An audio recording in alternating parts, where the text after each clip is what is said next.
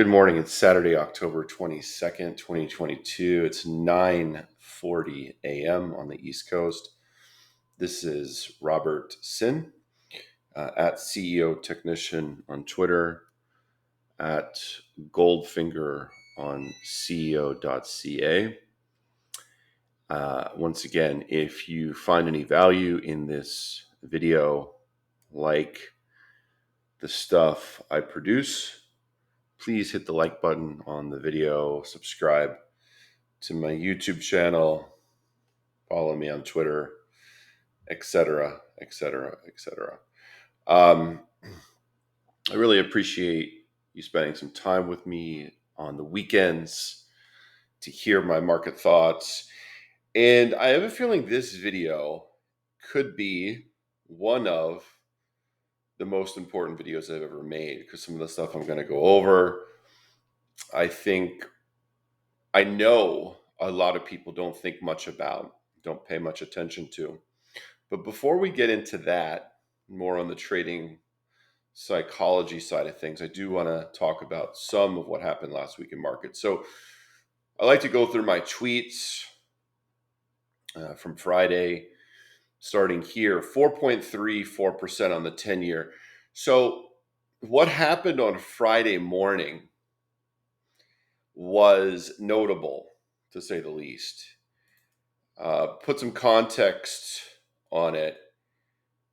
From early August, the 10-year went from about 2.5% to a high of 4.34% on Friday morning. So this is, I don't think there's a word to describe how big this move is. It's gigantic. And it's in a very short period of time, 2.5 to almost 4.5 in 2.5 months. This is unheard of in treasuries, in government bonds, essentially, right? And not just any government, the U.S. government, right? The risk-free rate is based upon the U.S. 10-year Treasury yield. And so the risk-free rate has, well, not almost doubled, but gone up about 75% in 2.5 months. So this changes the equation for all valuations across all asset classes. And to put it simply, it weighs on the valuations. It's a weight, it's a drag on the prices of risk assets. And we can see what the S&P has done since August, pretty much straight down. So some little rallies some little short-lived rallies along the way, but pretty much straight down from about 4,300 to 3,500, right? So that's a pretty sizable drop too in the stock market, and it's no accident. Gold is down, Bitcoin is down, everything is down, right? So what happened on Friday, though? You can see this red candlestick, and it closed at a 4.21% yield. So that was a big drop in yields and rise in bond prices that happened during Friday's session. It was because mainly due to this Wall Street Journal reporter who wrote a bunch of tweets and an article in the Wall Street Journal, basically opening the door to a step down in the rate hiking cycle. So on Wednesday, Thursday, by the way, so November 75 basis point hike is a lock. It's been a lock for many weeks. There's no controversy over what's going to happen in 2 weeks at the FOMC meeting. They're going to raise 75 basis points. But what is open to argument is what's going to happen at the next meeting, and how the Fed is going to guide markets as to the future path of interest rates. And so you can see that on Thursday, the probability of just a 50 basis point hike was 24%. Now it's 51.8%. So this is now uh, more than 50% chance that the Fed is going to hike 75 and then 50, not 75 and then 75. So that means that the Fed funds rate is more likely now to end the year at 4.50%, not 4.75%. And I think this makes sense. This makes sense that the Fed is going to just slow down a little bit and see how things play out over the next few months. That makes a lot of sense to me. But prior to that, a week ago or a few days ago, we were all in a freak out about inflation is still persistently high, sticky, wages are still going up, rent is not coming down yet, according to the data the Fed looks at. Uh, some of the more leading data, like the Zillow rent index, and just talking to some people that I know in the real estate industry, uh, the rents aren't rising in the last couple months. But think about it: people sign leases for 12 to 15 months, and then they have to re-sign the lease. So if you signed a 15-month lease 14 months ago, well, your rent's about to go up versus where it was 14 months ago. But if you had signed a lease 2 or 3 months ago, it would not be going up if you were looking to sign another one, right? Does that make sense? Right? It takes a while for the rent inflation to seep through all the data. It's like a 6-7 month process for it to really fully adjust after a period of inflation where a lot of landlords raised rents 10, 20, 30% in the last couple of years, right? uh, but the Fed is clearly realizing that, okay, hold on, this is a very big adjustment for markets, the economy, everybody to deal with. This is a very big adjustment. It's very rapid. And this then gets to what I'm going to be talking a little bit of what I'm going to be talking about at the end. What we saw in the Japanese yen last week, the US dollar yen has been in a very strong uptrend for an extended period, basically all of 2022. This is just an hourly chart. So just going back a couple of weeks, the yen was at 145. Well, this was Thursday. If I just slide it over a little bit, you can see the yen got up to 152 early Friday morning. The Japanese central bank, Japanese policymakers they have very limited options for what they can do to support the yen. Very limited people don't want the currency. They just don't want it because inflation is picking up. And, Japan is the most indebted country in the world, the highest debt to GDP, worst demographics, aging population, high suicide rate, all kinds of demographic problems in the Japanese economy, right? And so the yen weakened tremendously up until Friday morning. And I believe that, there's no accident that this Wall Street Journal reporter publishes this just before the market open on Friday when things are becoming unglued.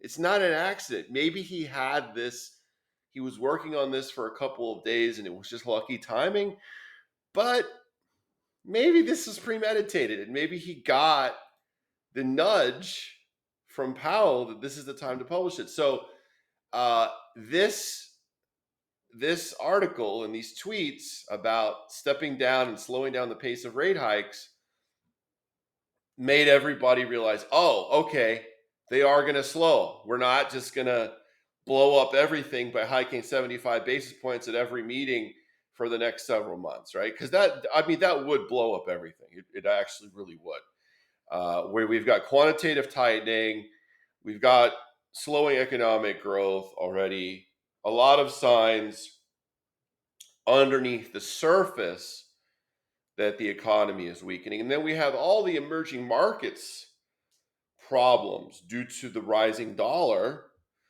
and rising interest rates, right? So we're very insulated and sheltered here in the US. We don't really understand the rest of the world unless you go out and travel and see it and talk to people in other countries. Europe is having a really tough time right now. A lot of other parts of the world are having a much harder time than the US is, and we're complaining about $3 gasoline prices. I mean, Americans have no freaking idea how good they have it.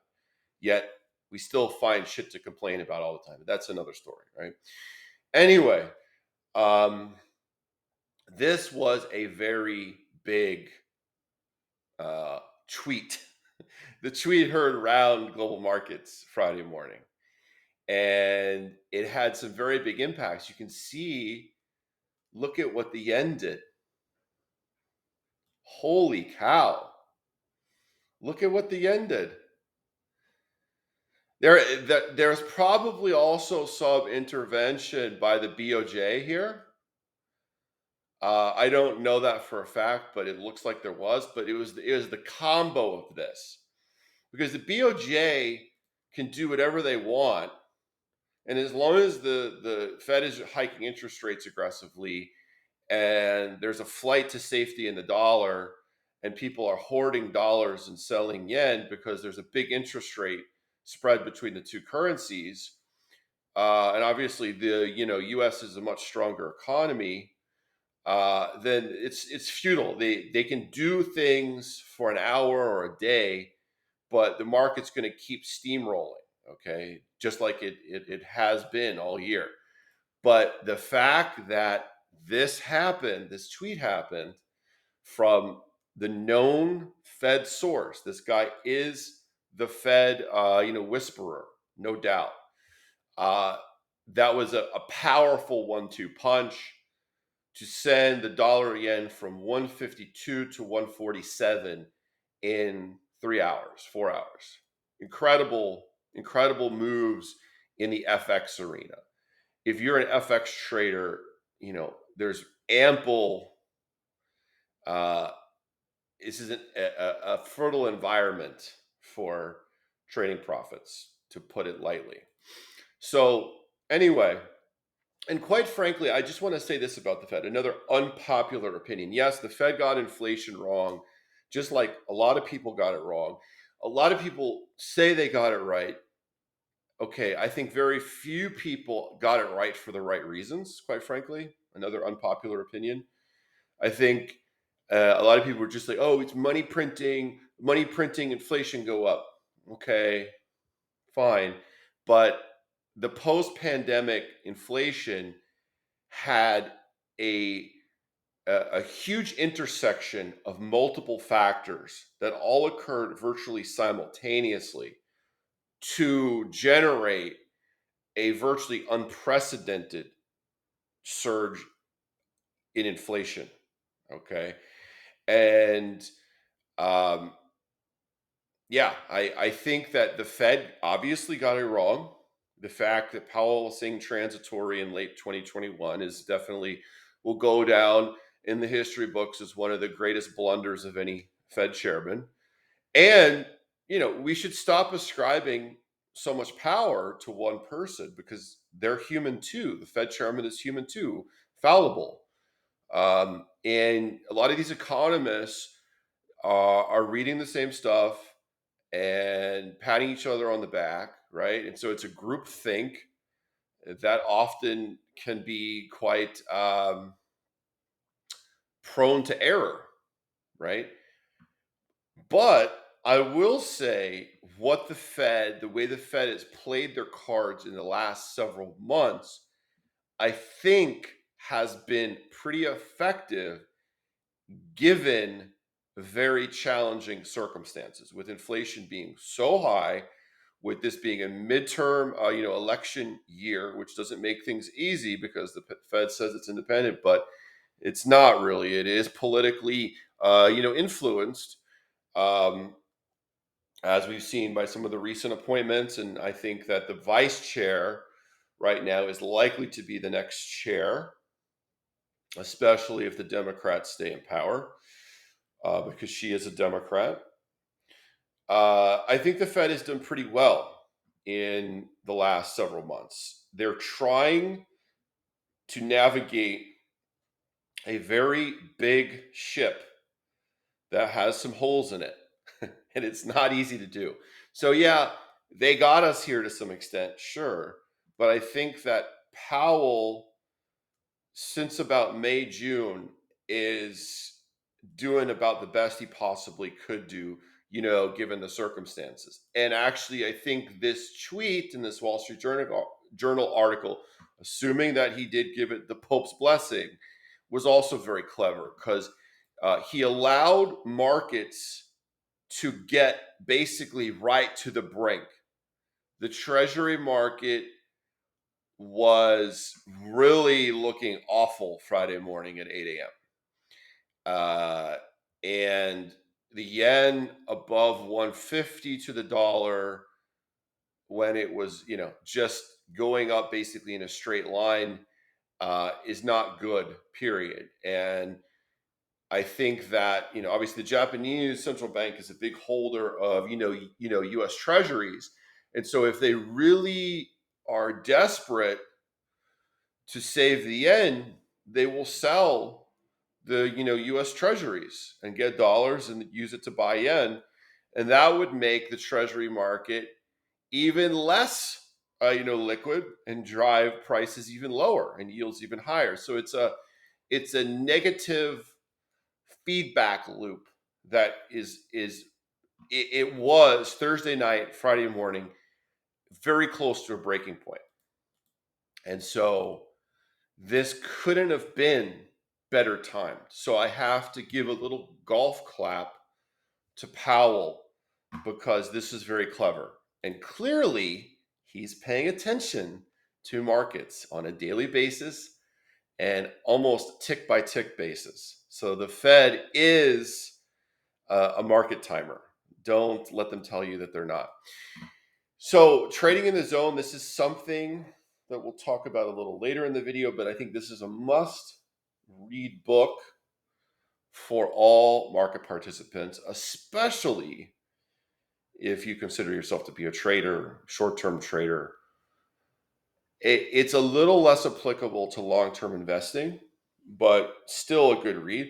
A lot of profound stuff in this book. Trevor Hall, Mining Stock Daily, Friday, 2-part episode. The second part of this episode was absolutely excellent with David Lotan, especially if you're involved in the junior mining sector. I mean, this was A+ content, sort of the sort of thing that I will, listen to twice probably. And this is interesting. So Daly, Fed Governor Daly on Friday had a bunch of comments, a bunch of statements, and she sung a more dovish tune on Friday.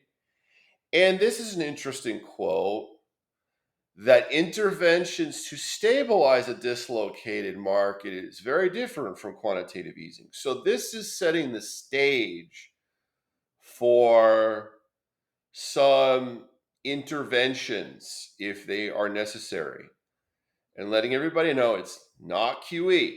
So we're not backtracking on, reducing the size of our balance sheet. Just very interesting. Friday, very orchestrated, dovish, I'm not going to say the P word, dovish shift. A dovish shift from the Fed. So I think they realize that 5% on the Fed funds is an absolute breaking point for everything, and they're going to slow it down as we get closer to that level. And then this is a very important concept. You can either be right and want to stay stuck in one view of how things have to happen in the market, or you can be open to things changing because the market is constantly in flux, including changing your opinion, changing your view, changing the side of the market that you're on. And when you choose the latter, choosing to make money, you will have a breakthrough as a trader. And nowhere was this more evident than Friday. And we'll talk more about that in a little bit. Skip this, skip this, skip this. Robert Friedland tweeting. I don't think this is him tweeting. I feel like this is, he has an assistant tweeting and he just approves the tweets. Could be wrong, but yeah, we have a big copper supply gap coming. Invest accordingly. I agree. This one. So a lot of people were baffled, it seems, by Friday's stock market rally. Not so baffling. Everybody is underinvested in stocks and holding really high cash balances. I get it. I mean, frankly, my opinion, quote unquote, is bearish, quite frankly. I mean, I think that with the big move up in interest rates, the popping of the everything bubble that we had in 2021, and some of the macro challenges that, including war in Ukraine, potential looming war between China and Taiwan. I mean,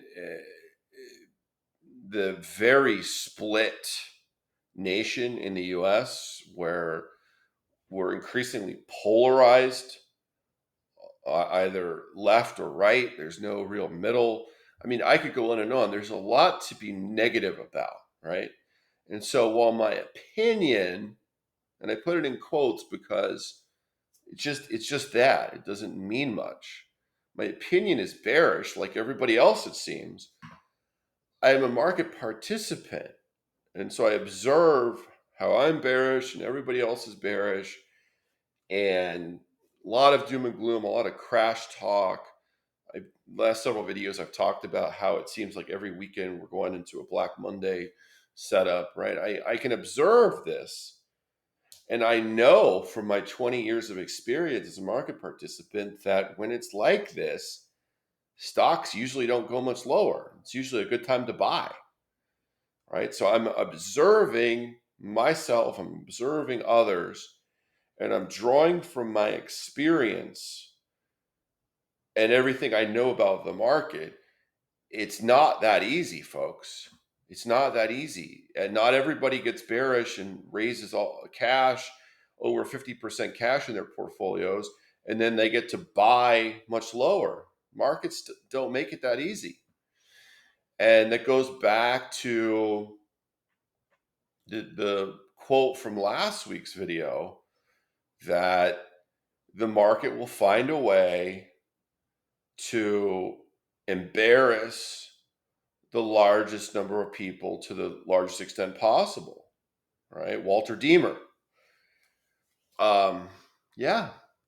So if everybody's holding huge amount of cash and super underweight stocks, a lot of people are shorting, a lot of people are buying puts. I know I got zeroed out on some puts on Friday, just being honest.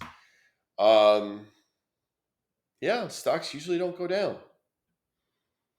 Unless, caveat, unless the whole financial system fails like September 2008. But how often does September 2008 come along? Once every 20 or 30 years? So I don't know, it might be a little too soon for that. That's just me just talking, thinking out loud. Gold miners. So GDX was up 5% on Friday. We've seen some 5% days in recent months. They often got some follow through in subsequent days, but then they always fizzled out and rolled back over, right? But this is hammering out a pretty well constructed head and shoulders bottom here. on the daily chart. And sentiment is super bearish, super negative on the miners. There's been so much bad news in 2022 in the gold mining sector. And so you have to ask yourself, this is also have to ask yourself, observe what other people are doing and thinking, and uh, very low allocations to the gold mining sector. And just observing myself, I've seen all this negative news, these cost overruns, profit shortfalls, and it's very easy to be very negative on the gold sector here. Even as somebody who focuses on the gold mining sector, it's easy to get extremely negative on it and not want to be bullish, not want to own gold stocks. Yet, even as gold has not traded well in the 1600s now, and it's been in the 1600s for, you know, most of the last couple months, right? Um, Gold miners aren't going lower, really. I mean, really, you could make an argument that August 31st was, the emotional low. Price did make a slightly lower low here about a month ago, but we're really just kind of trading around that August 31st, level for the last couple months. And so even as everything else has made new lows and sentiment has stayed terrible, abysmal sentiment, price really isn't going lower. So that's just worth observing. And this is a very clear technical pattern. That doesn't mean it has to work. For this pattern to actually confirm, it will need to move above the blue line, the dotted blue line. You need confirmation of a breakout above the neckline to have this pattern actually target 30 to 31 on the chart. But it's worth noting and worth following. And I am long GDX this weekend. So I am long here for a trade. And if it goes down and stops me out, so be it. Vale, this China Party Congress thing, this was very interesting, but I don't really have any insights on it. Okay, so that's enough of the Twitter. Nick, the Fed whisperer, saved markets on Friday. And now markets are pricing in the likelihood of 50 basis points at the end of the year instead of 75. We talked about the 10-year. Yeah, so let's get into a little bit of what happened on Friday. This was a very big rally in stocks on Friday after stocks had been falling Wednesday and Thursday. Overall, the market was up last week. So just my observation of investor sentiment, trader sentiment, was people seemed to get even more bearish last week, and stocks rose almost 5% on the S&P. And so if I look at this chart setup and the 200-week moving average being tapped, kind of a hammer candlestick 2 weeks ago, and then this big bullish candlestick last week, put it in the context of, okay, everybody's got really high cash allocations. We've had a big drop year to date in 2022. Most people are bearish, afraid of buying stocks, of being invested.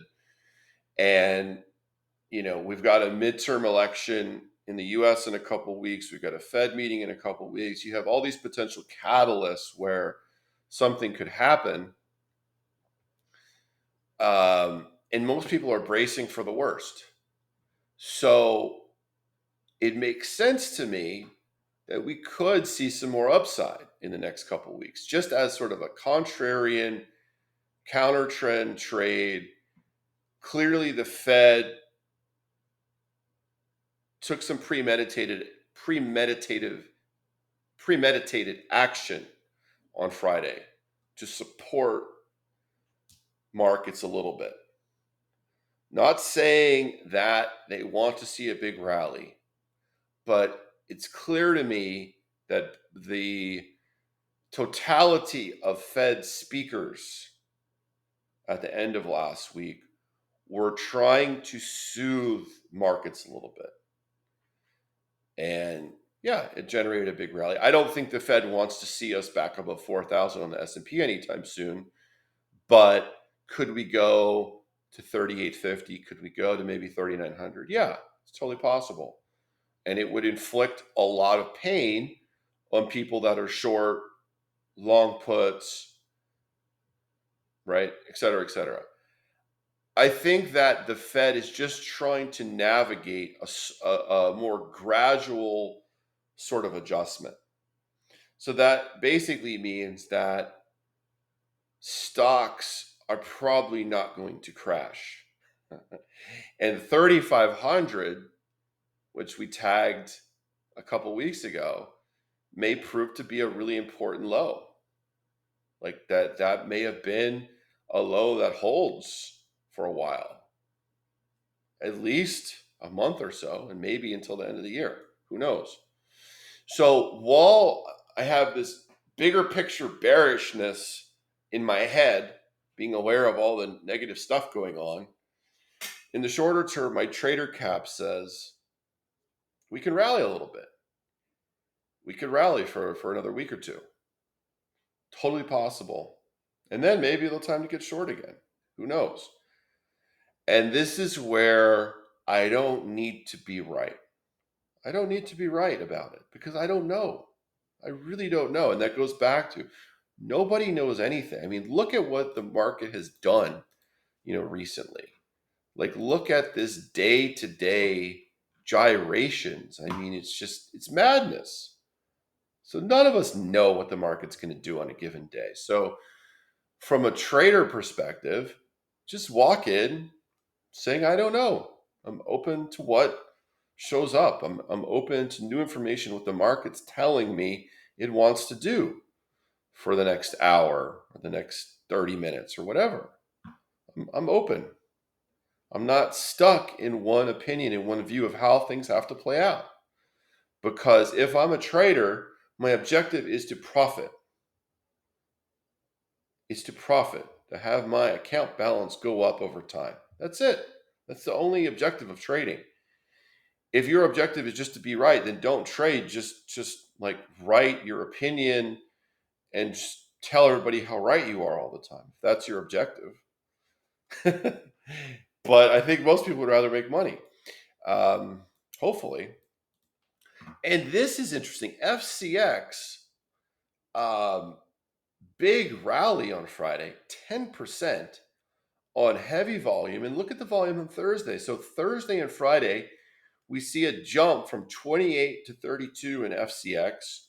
Heavy volume. So going back to the Robert Friedland tweet about copper, and copper has been weighed down in 2022 by a multitude of things, not the least of which that China has been carrying out the zero COVID policy, and they're dealing with a lot of internal issues, a property bubble.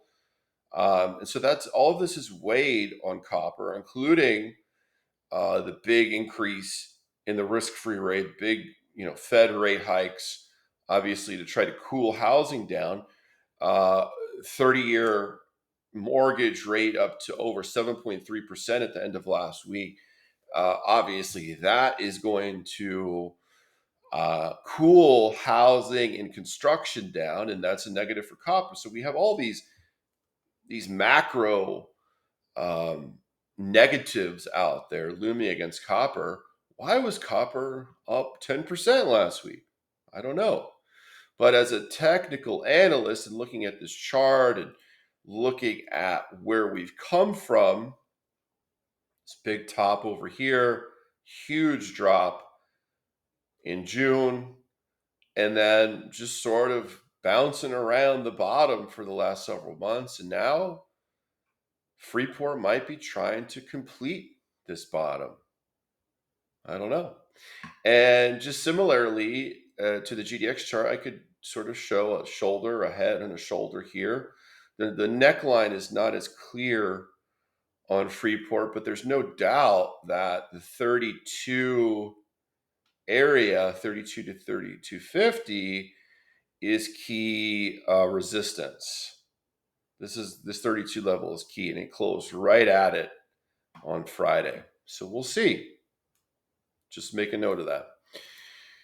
Gold. Okay, so before we get in to the real meat of this one, the important part, in my opinion, gold. So this is the weekly chart. Gold was up last week. We know that gold was above $2,000 in early March, very briefly, and that was clearly a major peak in price.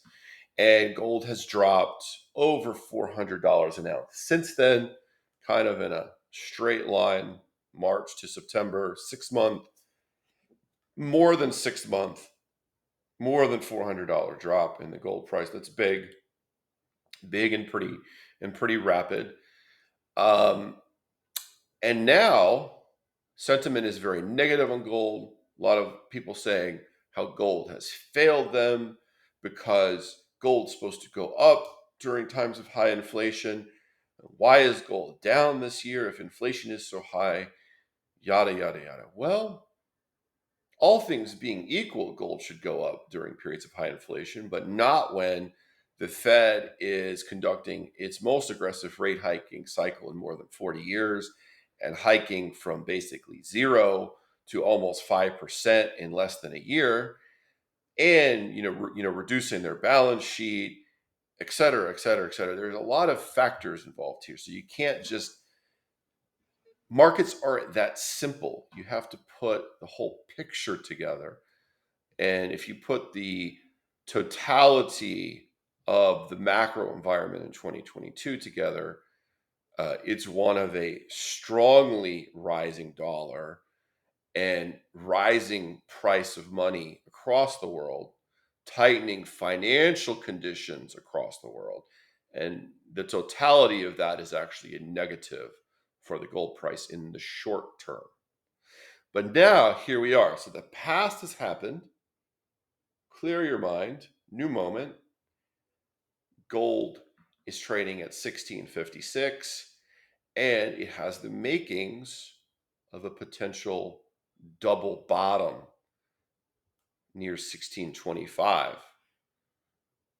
Needs confirmation, and next week is a big one because it's the last week of October. So it'd also be a week where the weekly chart could confirm the bottom is in. If we have a solid up week, maybe up to 1680 or 1690, that would be very good. That would confirm the bottom on the weekly chart. It would also, we have the potential to snap this streak of losing months, 7 months down right now, but October's not over yet. So if gold closes above 1672 next Friday, it will snap this losing streak. And 1672 is a big actual technical level because 1672, 1673 was the previous sort of low in 2021 last year. So there's a lot of things aligning here. A monthly close, weekly close next week above 1680 would be very positive on the weekly and monthly charts. And God forbid if it closes above 1700, that would be really impressive. But if we close under 1650, then all these things I've just said don't really matter as much. And that would be, still leave this double bottom in question if we close it, let's say 1640 or 1645. But there are the makings of a chart low being in place here. Then put it into the context of super negative sentiment, and the futures traders basically speculative net length is relatively low. The open interest has dropped off a cliff in the last 6 months. All things that we tend to see near bottoms, but there's not perfect. There's no perfect timing tool. When we say near, it could be within a month or two. It's not an exact market timing tool. You could see all that stuff and you could go long, and gold could drop another 50 or 60 bucks an ounce and stop you out. It's not a trading timing tool, but bigger picture, we're looking at a weekly chart. All the ingredients are in place for a major low in the gold price anytime soon. All right. So, done with all my market talk. I'm not going to talk about junior mining. This is for another video. I just have it up on my tabs. I want to talk about trading in the zone and what happened on Friday in markets, and sort of just walk you through my market day on Friday. So I want to just read a couple of quotes from Trading in the Zone. A pro trader doesn't perceive anything about the markets as painful. Therefore, no threat exists for them. If there's no threat, there's nothing to guard against. As a result, there isn't any reason for their conscious or subconscious, their defense mechanisms to kick in. Professionals don't perceive anything about the markets as painful. Therefore, no threat exists for them. Think about that. Nothing about the markets can be painful. Therefore, there's no threat. How many times have you entered a trade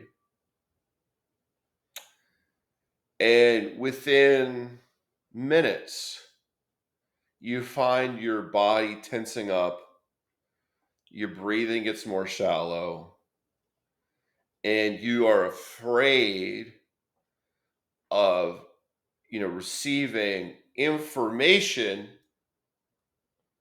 that could be painful in the form of the price changing?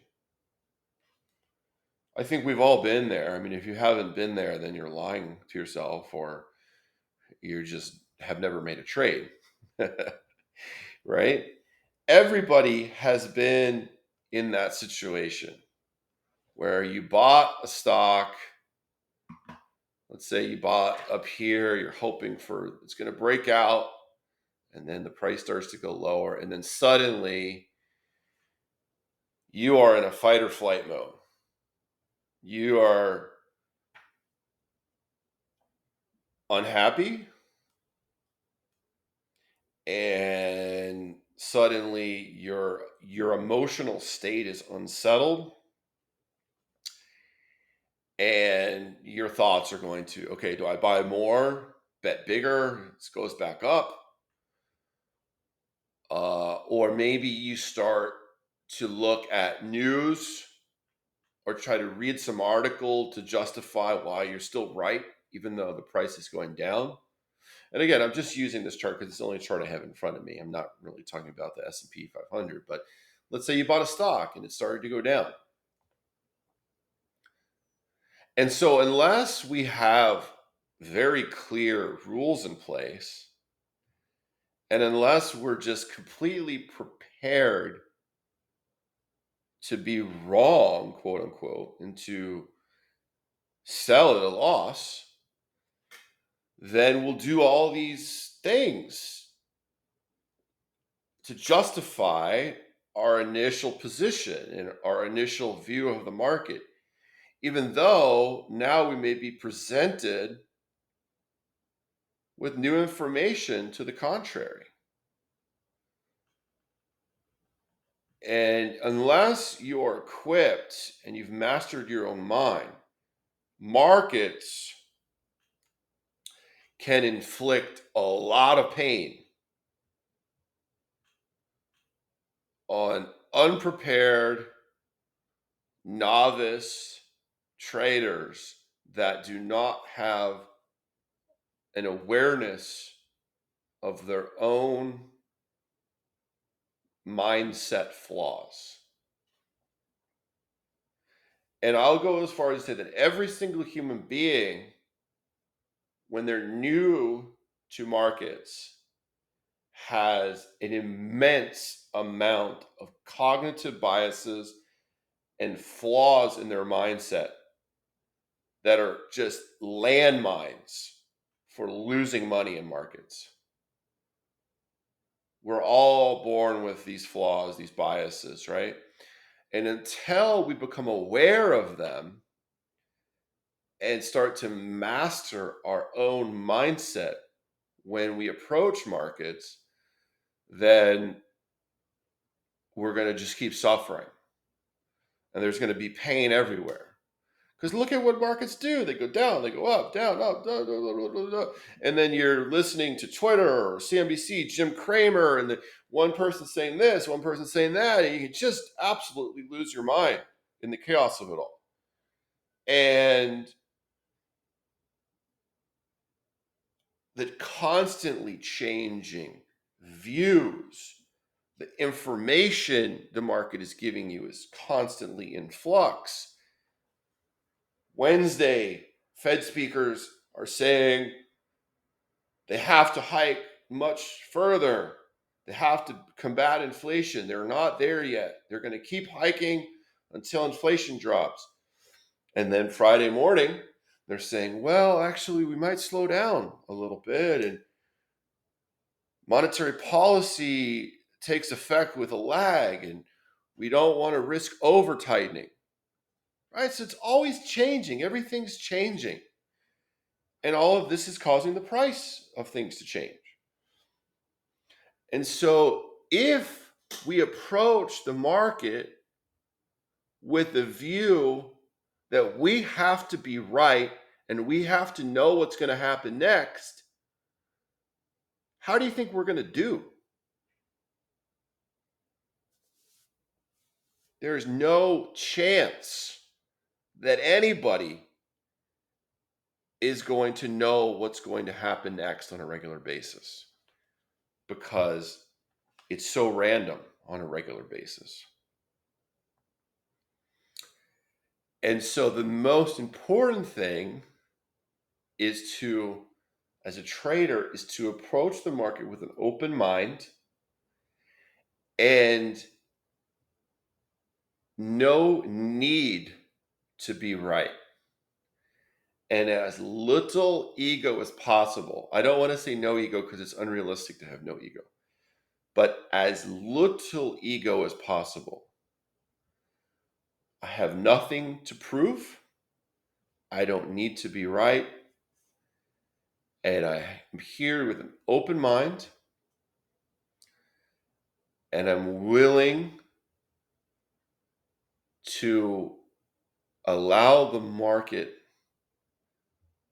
to tell me when it's time for me to become involved. And that's it. And once I take a position, I'm open to seeing where it goes. But at the same time, I know exactly when I'm going to get out if I'm quote unquote wrong. Trade is unprofitable. And I want to invite you to shift the words right and wrong. I use them because they're so easy to use and everybody gets it, to profitable versus unprofitable. It's not a winning or a losing trade. It's not being right or wrong. It's, is the trade profitable or is it unprofitable? And did I manage the trade as effectively as I could, Or did I take profits too soon? Or did I um, get too greedy? Or did I allow the loss to get bigger than it needed to? Right? Like these are all the questions that we need to ask ourselves as market participants. So I'll make other videos on trading in the zone and get into more detail. Don't want to make this video too long, and I want to get to Friday. So I want to just talk a little bit about my trading day on Friday, completely candid. So Thursday, I went out with the market basically closing near the lows. And I was pretty bearish. I was pretty negative on the market close and how things were shaping up for Friday. And so Friday morning when I woke up, I had a bearish mindset, like walking in. And, we're trading even lower in the pre-market. And then all of a sudden, I'm looking at some charts or I'm writing, and all of a sudden, the futures spike back to basically flat. And I'm like, okay, what was that? Right. And then I find the Wall Street Journal, reporter Nick, his tweets, the article. Oh, okay. This is what's causing this, right?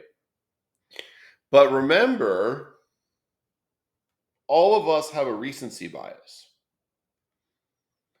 And all of us have some degree of ego. And so my ego was saying, well, I was bearish just 30 minutes ago. I'm not going to just switch bullish because of a tweet or an article, right? So my bias was to still stay bearish just after the market open. Okay, so that's my mindset. I'm looking to short. Let's zero in a little more. And here's Friday morning. So here's the market open Friday. We open here, 3670, call it. And this is the first 30 minutes. Nothing but buying. Nothing but buying.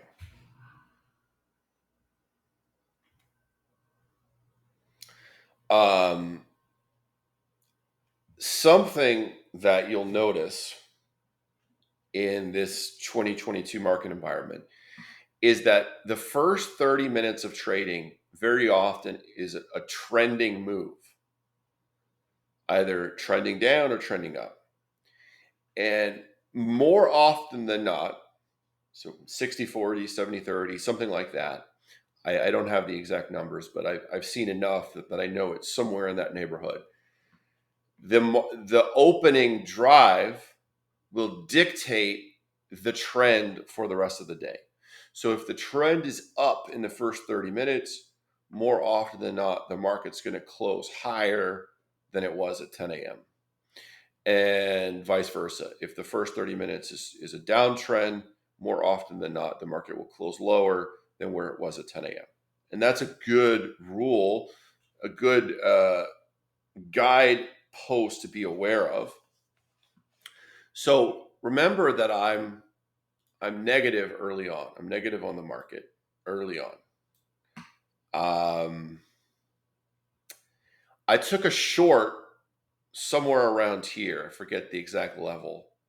And I made a little counter trend short profit over here. When it broke through 3,700 so easily, I had an awakening moment. I'm like, okay, this is not what the market was yesterday. It's time to shift things around and see this market differently. because it's clear that there are some buyers in here, and this is not a market to be just shorted blindly. Okay. So I changed my view. I watched it for a while, and I looked to buy a pullback back to 3,700. So I got long around here.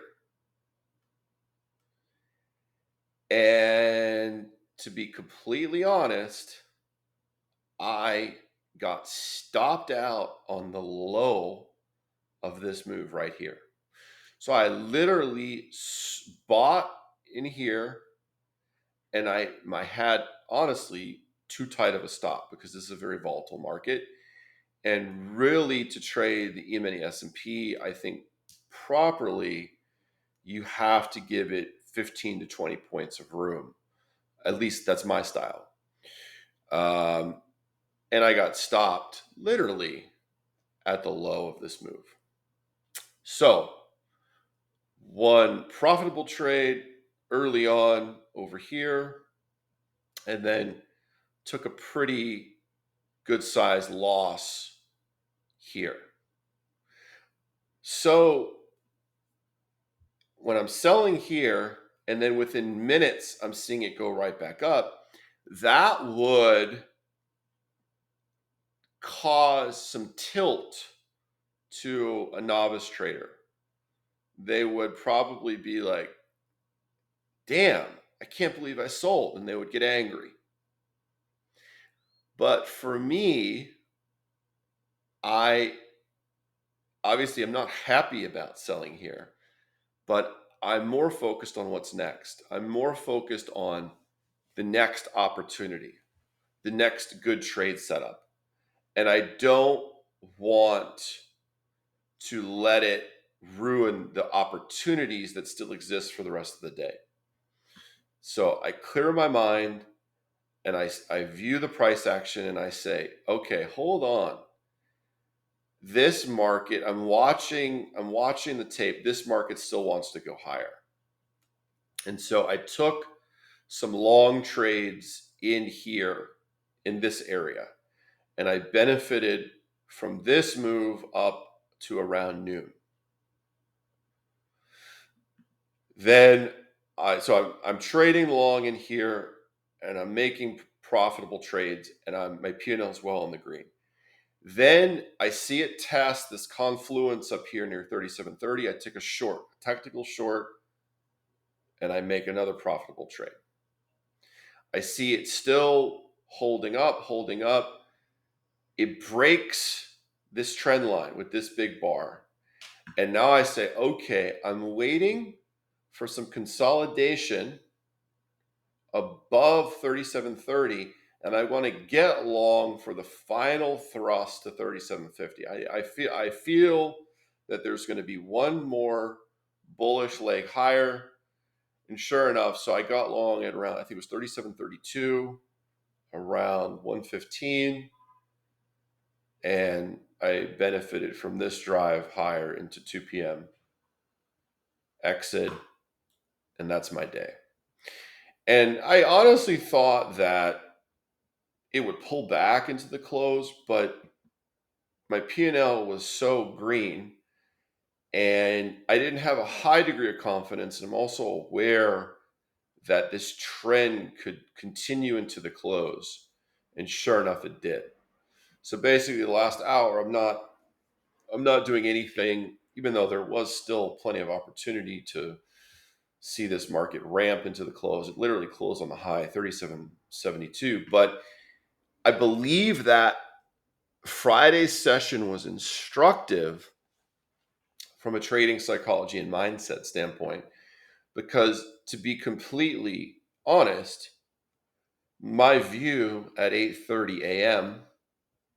was completely wrong in hindsight. I was bearish here.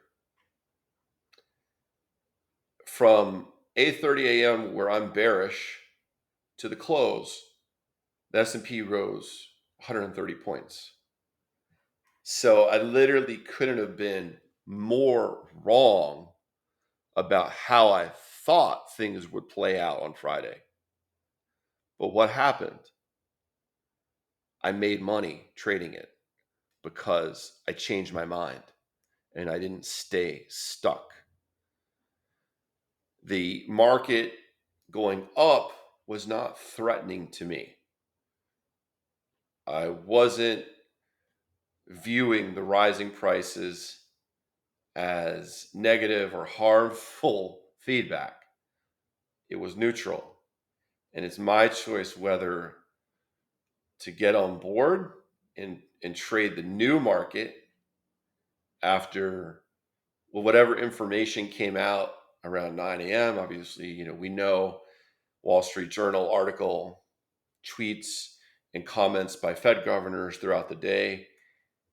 Either we adapt to the new environment, the new information, or we stay stuck in wanting to be right, even though we're not right. Food for thought. Have a great weekend and thank you for your time. Again, please like and subscribe if you gained any value from this video.